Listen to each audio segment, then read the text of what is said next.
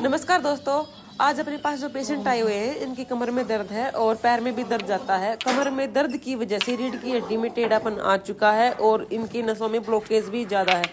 तो उसी ब्लॉकेज को खोलने के लिए हम कपिंग थेरेपी का यूज कर रहे हैं। कपिंग थेरेपी यूज करने के बाद हम कायरोथेरेपी से इनकी जो रीढ़ की हड्डी में टेढ़ापन है और जो पैर में दर्द जाता है उनकी अलाइनमेंट करेंगे। अगर आपको भी सेम प्रॉब्लम है या फिर आपको सर्वाइकल से जुड़ी हुई नसों की कोई भी समस्याएं है तो आप हमारे दिए गए नंबर पर हमें कांटेक्ट कर सकते हैं।